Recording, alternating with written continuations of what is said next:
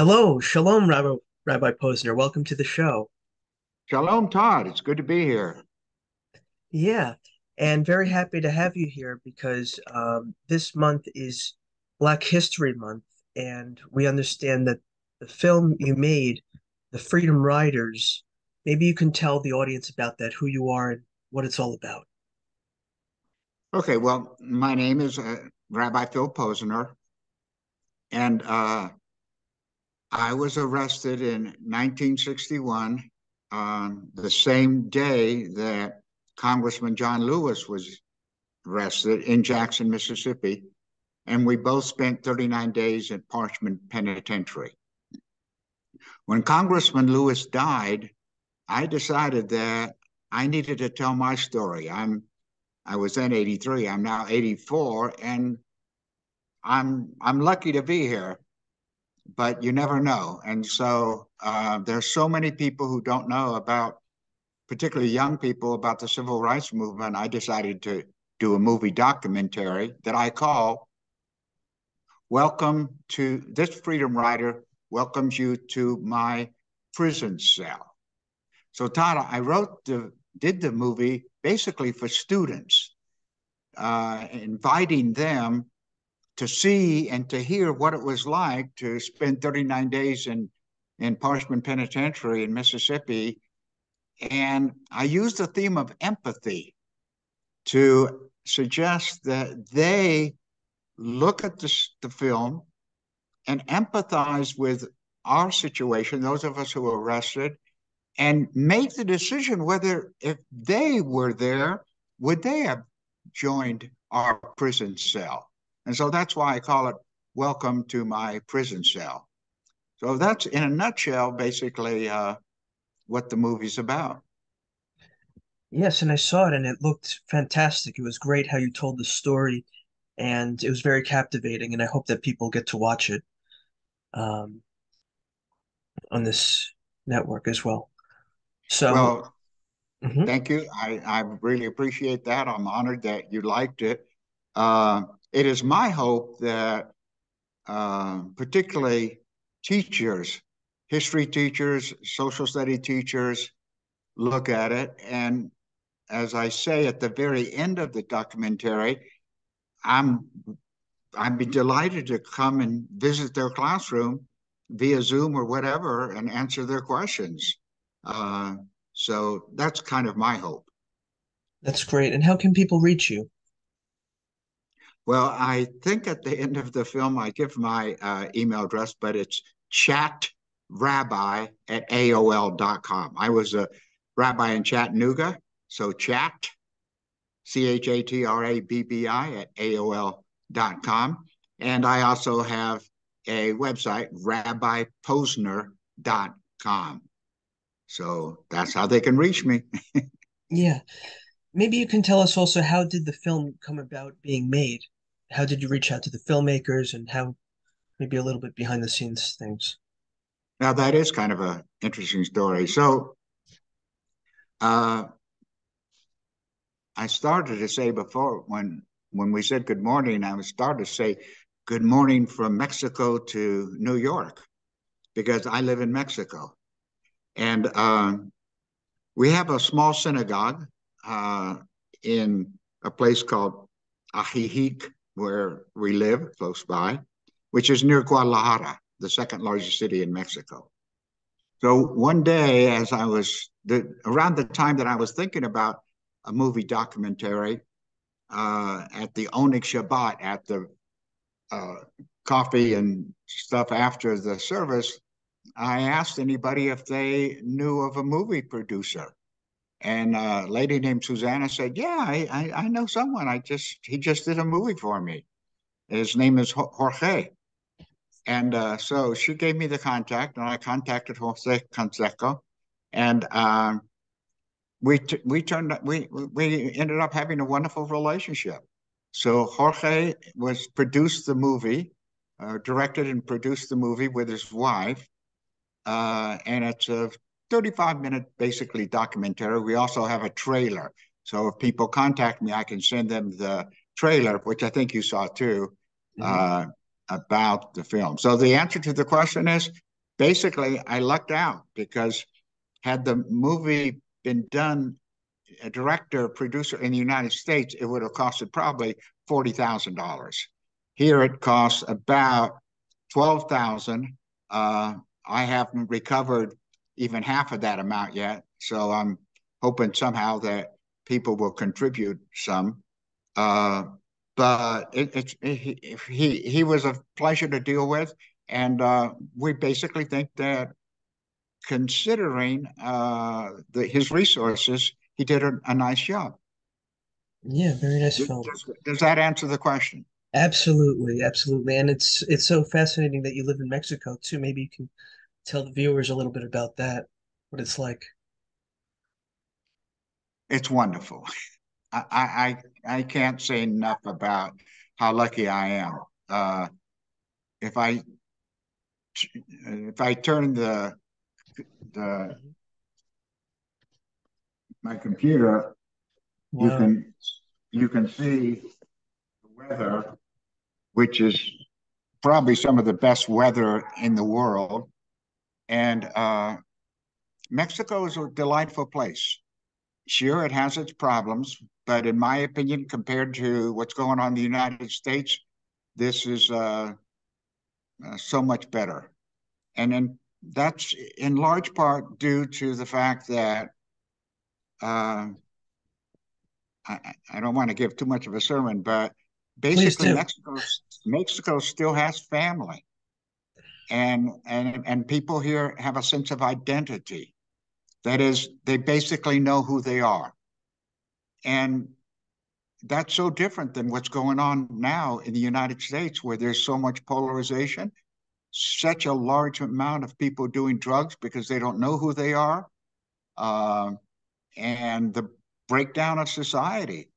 Mexico, yes, definitely has its cartels and we have the violence, but the violence that we have in Mexico is basically cartel driven drugs over, and the cartels deal with each other, sad to say, savagely, but basically leave society, pretty much the rest of us, alone. Whereas, as you know, when we are in the States, at least, maybe I'd be curious to see how you feel about it, but you go to a restaurant and you're looking over your shoulder because you're worried that some crazy person is going to come in and shoot 12, 14 people just because he's a sick human being. That doesn't happen in Mexico. So the answer to the question is uh, my wife and I love living here. We have a beautiful home, and Mexican people, más o menos, son muy simpáticos. More or less, they're really gracious, kind people to deal with, and especially with seniors. And that's why, frankly, there's a lot of people leaving the States and moving to other countries, Costa Rica, Puerto Rico, Mexico, especially. Yep.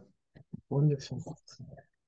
So, how can people help today? And talk about maybe a little bit how the film is relevant today, because we've seen so much violence still today. Well, I think that the film is relevant today because there is still so much racism and bigotry that exists in the throughout the world, but certainly in the United States. And the film is meant to give people a sense of what racism, bigotry can do to a society. I show, a few examples of lynchings, and uh, I still find it incomprehensible that people can become so basically bigoted, racist against other human beings, as if the other human beings are so inferior that you can, kill millions of Armenians or Jews or so many other people just because they're unique or different and or special. And so uh, hopefully people will look at it and be more conscious of the effect, the impact of what racism, in my case, what Jim Crow South did to fellow human beings. But as I suggest in the film, it wasn't just the South that was racist. There were certainly racist parts in the North in the United States, but there's no doubt that given post-Reconstructionist period in the United States, particularly around the time of President Wilson, when hundreds of African Americans were being lynched because they dared to speak out and suggest that they had a right to vote or whatever. Things were pretty bad. Were pretty bad. Were awful. And eventually, due to a wonderful human being named Martin Luther King, Americans began to see the reality of what racism was doing, and so many were motivated to become involved. And I have to admit that Black Lives Matter amazed me. I was pretty incredulous that so many thousands of people came out. What's his name when he was so savagely killed? Oh my God, George Floyd. Yeah, to remember and honor George Floyd. Thousands of people came out, which was, as I suggest in the movie, would certainly never have happened in 1961. Does that answer the question? It most certainly does. Most certainly does. We're going to go to a commercial break and we'll be right back. I'll be here. Thank you. Welcome back to the show. We're here with Rabbi Posner in Mexico talking about the film Freedom Riders, or otherwise known as This freedom rider invites you into my prison cell. Right. So I And didn't really tell people either too what, as I say in the documentary, what freedom riders were. A lot of people generalize and say, "Oh, my cousin was a freedom rider." Very usually they mean that the person was involved in the civil rights movement. Freedom riders were was a specific cause, which was generated by the fact that in Jim Crow South, Black and white could not sit together in transportation facilities, on buses, trains, or in places like the train terminal in Jackson, Mississippi, or Selma. So in the early 1960s, a group of students from Tennessee State University, Tennessee State, I think, became involved and incensed that this was happening. And with the Congress of Racial Equality, called CORE, a movement was generated for particularly students, but there were non-students as well, to board buses or trains and sit Black and white together. And that's what we did. In my case, we were students from UCLA. We flew, it was my first time on an airplane. We flew from LA to New Orleans, boarded a train in New Orleans and took it to Jackson. And when we got to Jackson in the train terminal, instead of dividing up Black and white the way they wanted us to, we walked in integrated and sat down, Black and white together on a brown bench, and were ordered to move. Y'all gonna move on? The sheriff, name was Tyson, threatened us and said, if you don't move on, you're going to be arrested. And of course, we knew what was going to happen.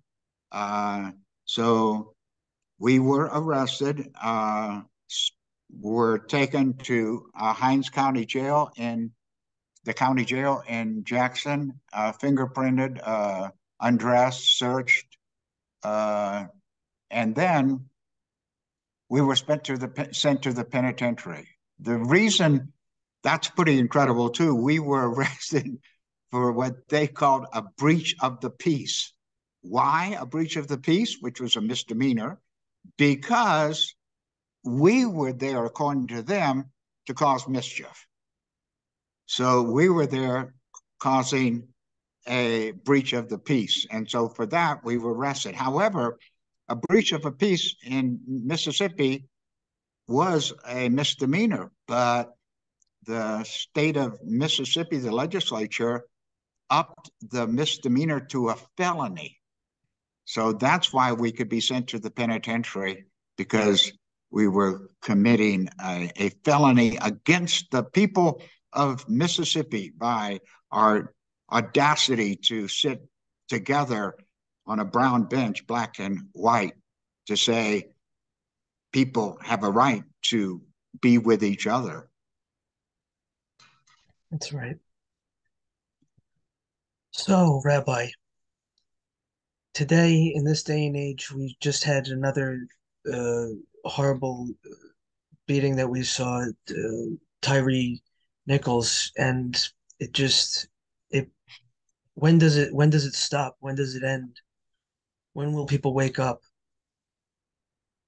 Well, if I knew the answer to that, I would be helping to bring about better than I am what we call in Judaism the messianic all possible world.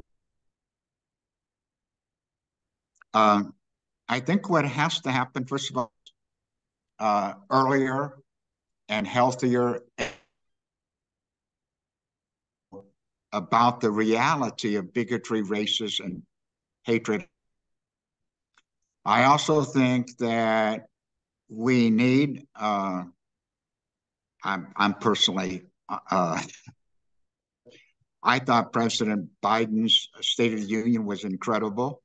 And he obviously talked about the need for us to eradicate the issues that are contributing to racism and bigotry by standing up and taking action legislatively. He didn't say spiritually and morally, but obviously I would suggest that as well. So I think the answer to my question is better education of our young people about the reality of racism and bigotry, and a greater effort on the part of society to stand up for, against racism and bigotry, and for those institutions and processes that will alleviate the kind of violence that we see in today's world, which obviously includes, as the president said, we have lots of wonderful police people, but obviously there are some bad ones out there as well. And counties, cities, states need to do a better job of, I guess, educating policemen, because what happened was incredible.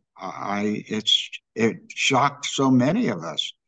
And I thought the president was particularly brilliant when he personally showed his empathy, having met with African Americans, about the reality of what it is to be Black and drive a car. And that, as he said, how many of you have had to tell your white children that it's necessary for them to keep their hands on the wheel or turn on the dome light on the car when the policeman shows up? And he did such a beautiful, and it showed his empathy, the fact that he had met with African Americans and heard this situation and described it to us so powerfully. And I think, again, that's the kind of thing that people have to hear more of, the reality of what it is to be a minority in a society where people are committing acts of violence and racism against you. So I was particularly touched by his empathy and the way he did that. How'd you Yes, feel about it? absolutely. It was a very good point to make, and that I think he was able to reach the people quite well. Um, Right. And again, that's the kind of thing we have to hear more of from leaders in society, which is obviously difficult in a day when there's so much polarization and so many people who take the other position, who take the opposite, the total opposite, and believe that there needs to be, I guess, racism in society. So that's when you ask me what it's like to live in Mexico. That's why I feel, as an American, I feel so sad about these realities in Mexico, in the United States. It's just beyond my comprehension what's happening. Absolutely. And how can we welcome in the Messianic age, How Rabbi? can how can we welcome in the Messianic age, the Yes. best of all possible worlds? Mhm. Well, I think whether you're religious or not, and obviously I believe that religion has a major role, whether you're a Muslim, a Protestant, a Catholic, or a Jew, whoever, I think that religion does have a major role in reminding people that we're all God's children, or that we're all special and unique, and we have responsibilities because we've been created into this world not just to live and die, but to make a difference, which in Judaism we call tikkun olam. It means repairing the world. It comes from a mystical idea that when God created the world, the intensity of the energy of creation was so incredible that the world shattered. And so uh, the reality of that shattering necessitated human beings to help heal and bring together the shattering into a more complete shalom, peace, wholeness, which affects society and brings about a, a healthier world. And so, at least in Judaism, we have a responsibility to be part of that tikkun olam, which means helping to repair the world. So that's a wonderful responsibility. It's a great, beautiful concept that I obviously believe in. But I also recognize that the other great religions in the world, many of them at least, believe that we have responsibilities to help make the world a healthier, better place than it is. So I do believe, obviously, that religion has a major role. However, my youngest son happens to call himself an atheist, and I think he's a beautiful person. So obviously, I recognize that you don't have to be, quote, a religious person to believe that you have a responsibility to help make society a better place. So all of us have a responsibility to help make what uh, Christianity calls the second coming, or what we call the Messianic age. I then also believe that not only is religion important, but as I suggested before, I think people need to have some kind of identity. It may be that they're proud to be an Argentinian or a Mexican or an American, and that they feel that they're part of a greater whole. And that whole means that they cannot just isolate themselves as if the rest of society doesn't exist. And I think that's why it is important to have a sense of identity, whether it's patria, whether it's religion, whether it's a commitment to welfare for animals. something that people, a political party, something that people feel that they're connected to, which then suggests to them they can't go off and say the word the environment is not important.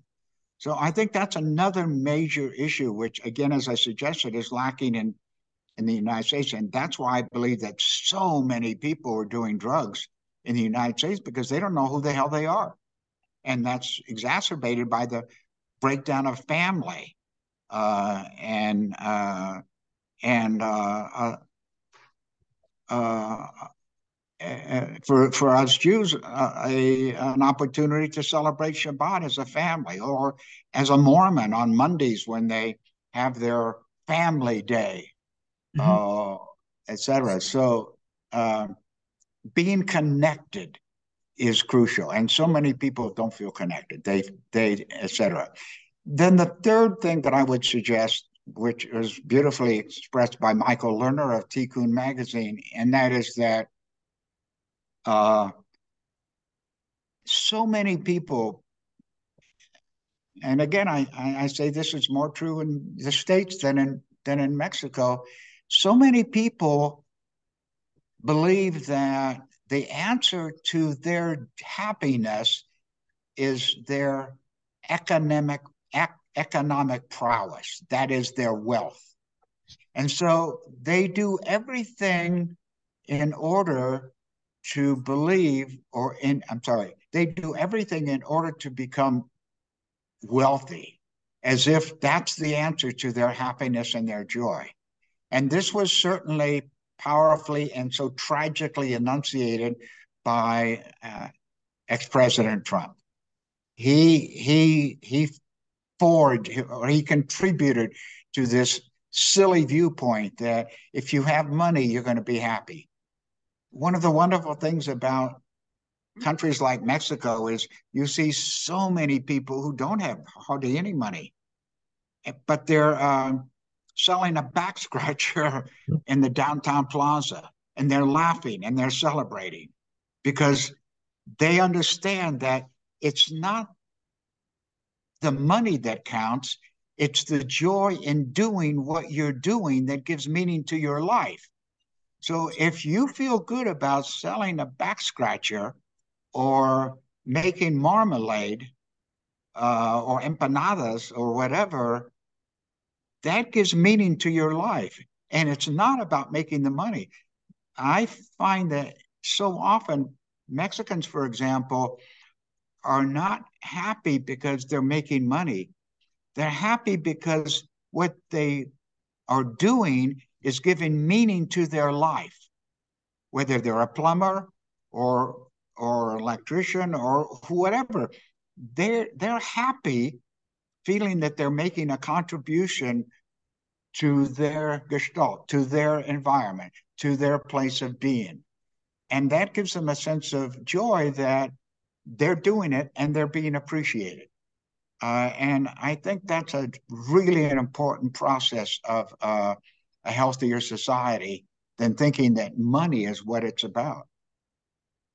Very good. Very well said, Rabbi. Thank you. I hope we can have a discussion another time. This is a very good talk. So thank you for being on the program, sir.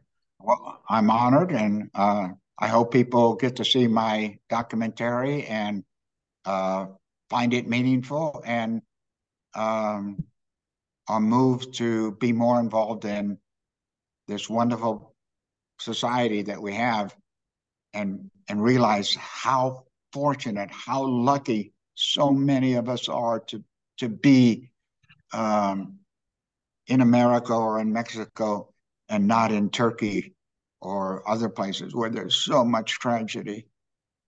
So how lucky we are, and therefore how responsible we need to feel to other people who are who are suffering so terribly. Todd, thanks for having me, and have a I'm great honored. day. Thank you, sir. I think I will Yes, ask. I want to email you and ask you a question about the what we just did. very Okay. good. Have Uh, a great day. Thanks so much for having me.